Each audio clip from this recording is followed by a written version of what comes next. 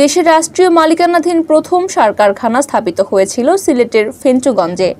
1961 সালে স্থাপিত এই সার কারখানা একসময় দেশের সারের চাহিদার বড় অংশের যোগান দিত। দীর্ঘদিন থেকে যন্ত্রপাতি সংস্কার না হওয়া এবং পরিবর্তিত প্রযুক্তির সাথে তাল মেলাতে না পারায় 2016 সালের 30 জুন কারখানাটি বিলুপ্ত ঘোষণা করা হয়। এরপর কারখানাটির যন্ত্রপাতি স্ক্র্যাপ হিসেবে বিক্রির জন্য 4 দফা দরপত্র আহ্বান করা হয়, কিন্তু নানা জটিলতায় বিক্রি সম্ভব হয়নি। আর এই সুযোগে কারখানার অন্তত 500 কোটি টাকার যন্ত্রপাতি লুট হচ্ছে। চুরি করে যন্ত্রপাতি খুলে নিয়ে বিক্রি করছে স্থানীয় একটি সিন্ডিকেট। ফেঞ্চুগঞ্জ সার কারখানার যন্ত্রপাতি স্ক্র্যাপ হিসেবে বিক্রির জন্য গত 1 আগস্ট 4র্থ দফায় উন্মুক্ত পদ্ধতিতে দরপত্র আহ্বান করে Bangladesh chemical industries corporation BCIC। গত সোমবার সকাল 11টা ছিল দরপত্র জমার শেষ দিন, কিন্তু নির্ধারিত সময়ের মধ্যে কেউ দরপত্র জমা না দেওয়ায় 5ম দফায় দরপত্র আহ্বানের সিদ্ধান্তের কথা জানিয়েছেন ফেঞ্চুগঞ্জ সার কারখানার উপমহাব্যবস্থাপক ATM বাকি। সূত্র জানায় 2016 সালে কারখানাটি বিলুপ্ত ঘোষণার পর প্রায় 4 বছর পর 2020 সালের 2 সেপ্টেম্বর স্ক্র্যাপ হিসেবে কারখানার যন্ত্রপাতি বিক্রির জন্য প্রথম দরপত্র আহ্বান করে BCIC।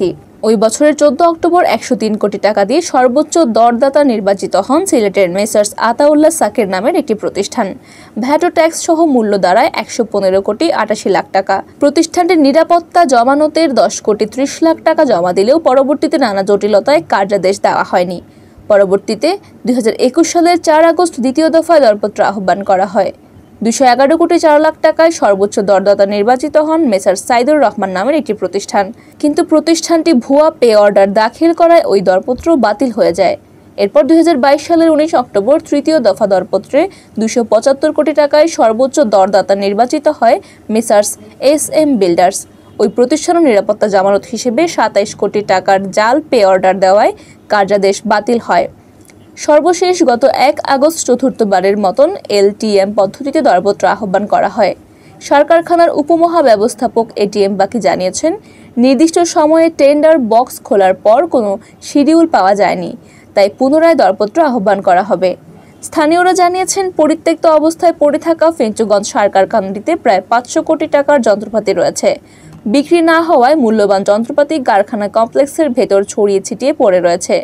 এই সুযোগে স্থানীয় একটি সিন্ডিকেট মূল্যবান যন্ত্রপাতি খুলে চুরি করে নিয়ে যাচ্ছে। কারখানা বন্ধ ঘোষণার পর থেকে এখনো পর্যন্ত কয়েক কোটি টাকার যন্ত্রপাতি চুরি হয়েছে বলে দাবি স্থানীয়দের। গত এপ্রিলে চোরাই যন্ত্রপাতির চালান সহ ওয়েস মিয়া নামের এক ব্যক্তিকে আটক করে পুলিশ। এছাড়া চুরির অভিযোগে ফেঞ্চুগঞ্জ থানায় বেশ কয়েকটি মামলাও হয়েছে। আটক করা হয়েছে কমপক্ষে 10 জনকে। সিলেটের Fenchuganj natural gas fertilizer factory limited Fenchuganj সার কারখানা হিসেবে পরিচিত।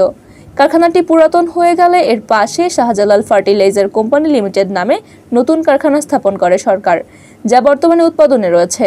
2013 সালের 25 নভেম্বর NGFLL বন্ধ হয়ে যায়। 2016 সালের 30 জুন কারখানাটি বিলুপ্ত ঘোষণা করে সরকার।